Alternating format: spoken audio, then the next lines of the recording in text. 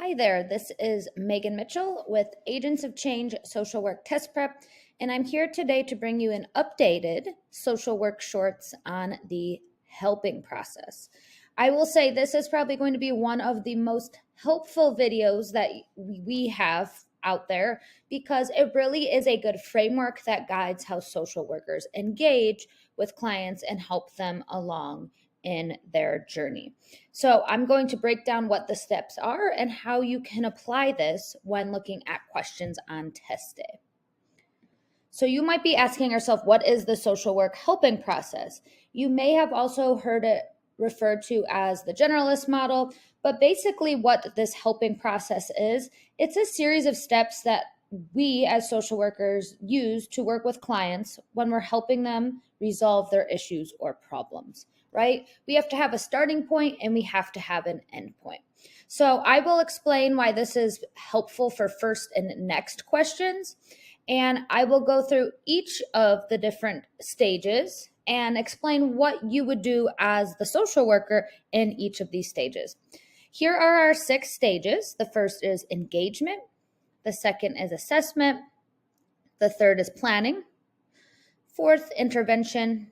Fifth, evaluation. And 6, termination. And why is this helpful for first and next questions? Because if you get a question on test day that says, what would you do first or what would you do next?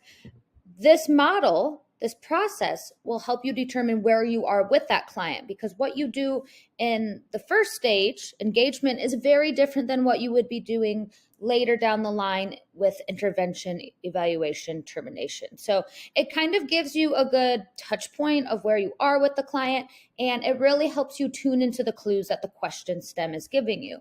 And some people like memory tricks. So our memory trick for the social work helping process is eat pie today.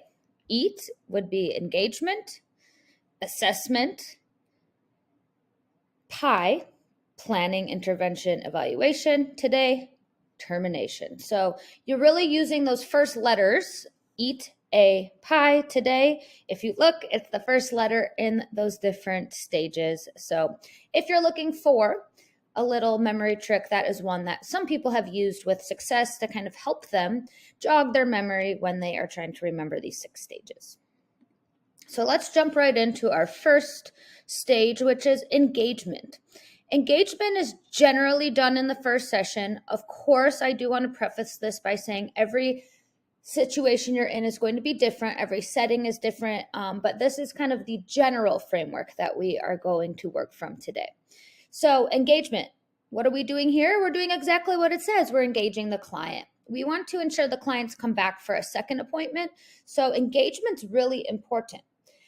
Engagement allows us to build rapport and establish trust with clients, right? We want to make them feel comfortable. This is our first opportunity to meet them and start to build upon that therapeutic relationship. So what else happens in engagement? You're building rapport, you're establishing trust, and then you're also kind of giving them the nuts and bolts of what's going to happen. So you would discuss confidentiality, you would make sure you get informed consent, you would discuss boundaries, expectations for treatment. It's really generally, like I mentioned, that first session, but you should be building engagement throughout, because we know that it's not a one and done thing. Rapport is built over time, but engagement is our first opportunity to begin working with the client. So it's really important that we are putting our best foot forward to meet the clients where they're at and engage them in whatever way is appropriate for that client, right? This takes some creativity and flexibility on the work of the social worker, because how you engage one client might be very different than how you engage another, because people are going to come in with different levels of motivation, different presenting problems, and overall, sometimes some clients come in and they might be skeptical of services. So it's really meeting the client where they're at in the engagement phase. The next step is assessment, and people sometimes get tripped up on this part.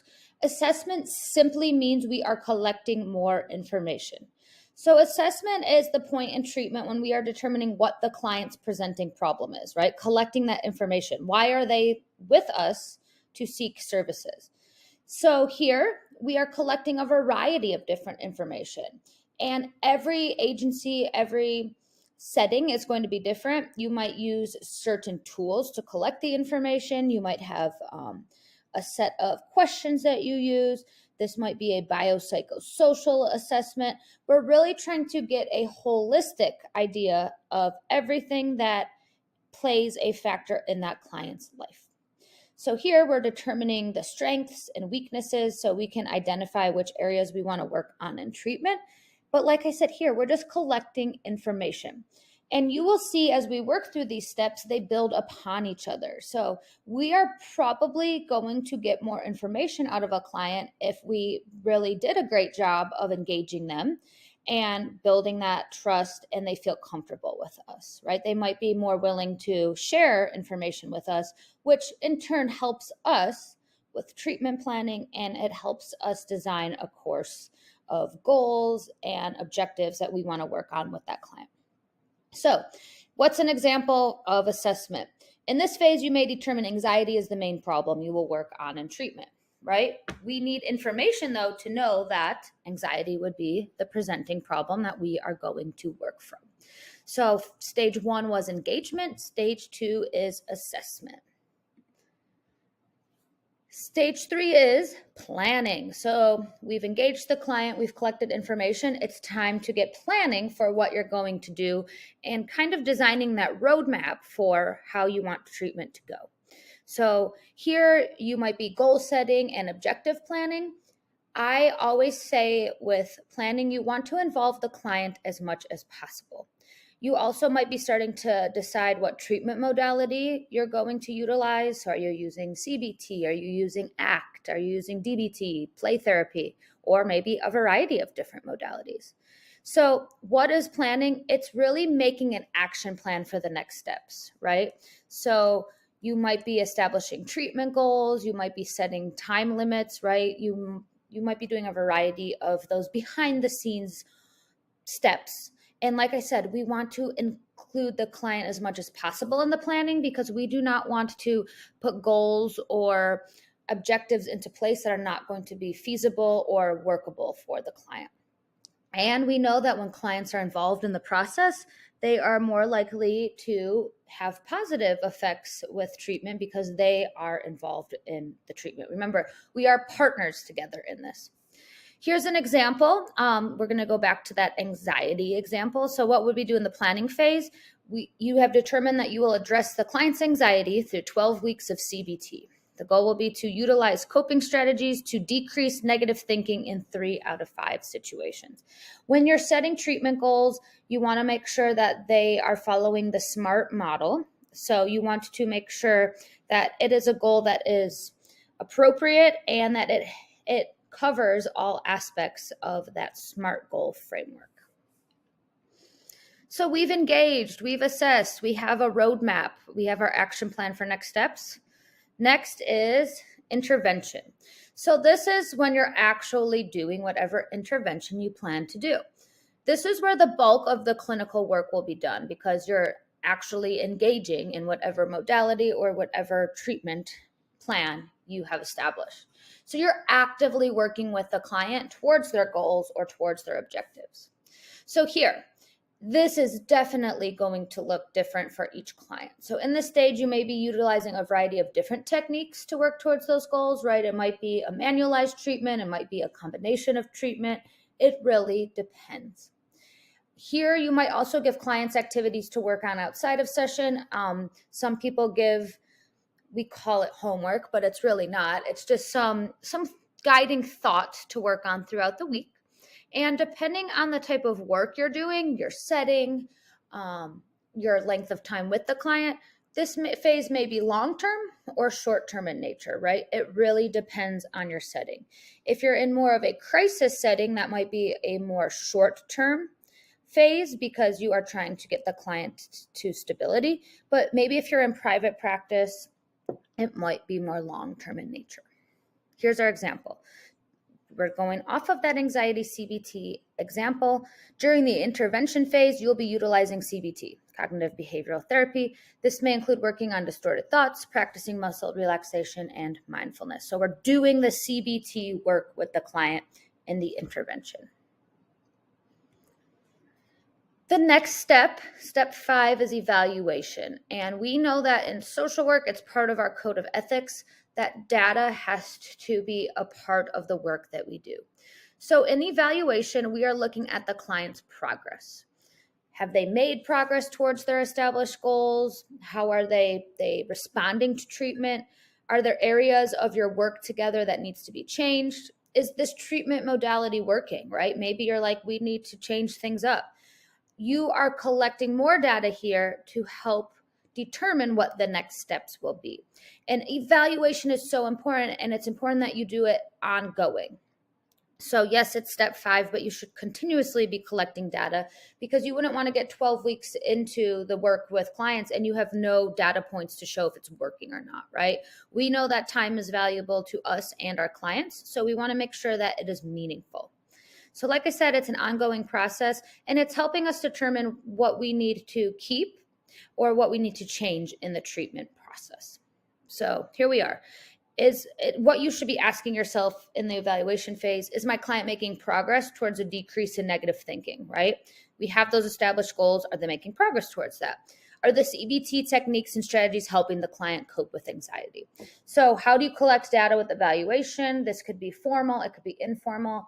A lot of times you might do screeners, symptom management, asking questions of the client. And also we have a lot of knowledge too, because we have worked with this client to see if we feel that we are making progress or if they are responding to treatment.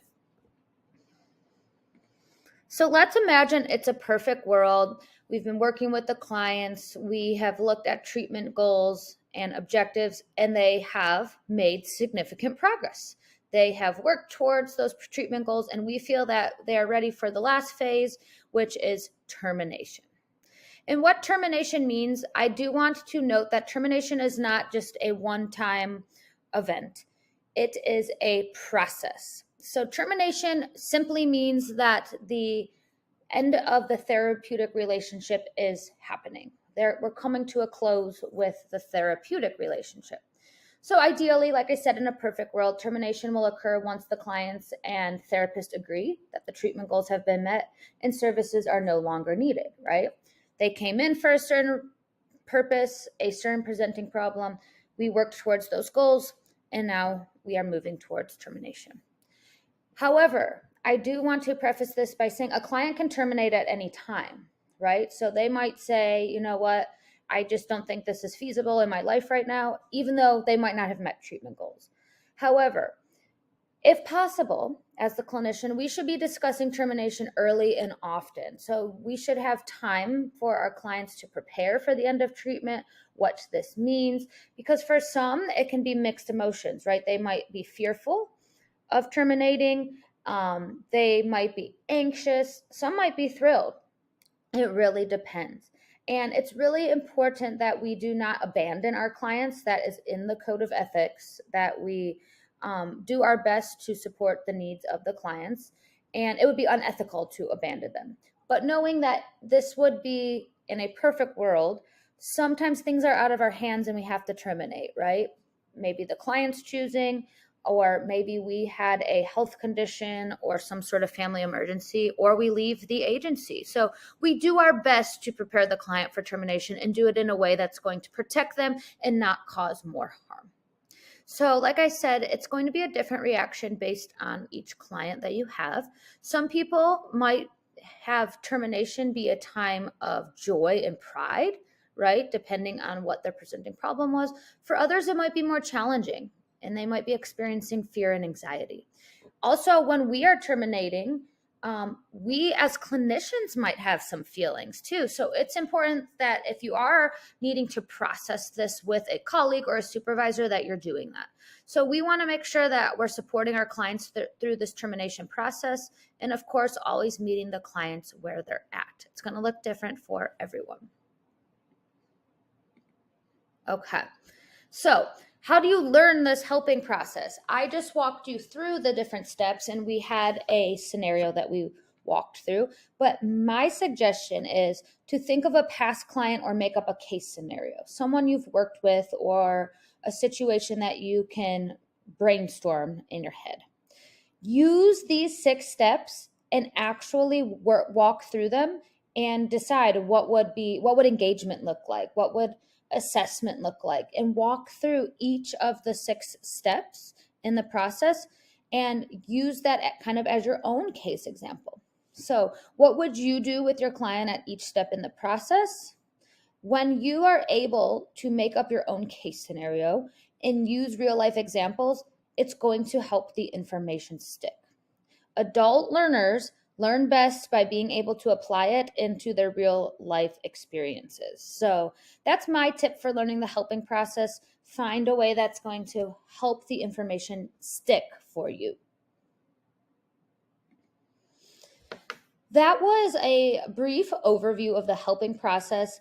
Know this process and this framework and know it well, because on test day, you can always go back to these steps and you can ask yourself, where am I in my work with the client? It's going to give you a really good framework to develop as you are in the testing environment. So this is definitely one of our most popular topics because it is so applicable to so many different settings. If you're looking for more content, you can check us out on agentsofchangeprep.com. Make sure you're subscribing to our YouTube channel as we have new content coming out. And if you have any questions, you can always feel free to reach out at agentsofchangeprep@gmail.com. There really is something for everyone. And lastly, I want to thank you for tuning in. I want to thank you for taking this step in your journey towards making the next move in your social work career. And remember that you got this. Thanks.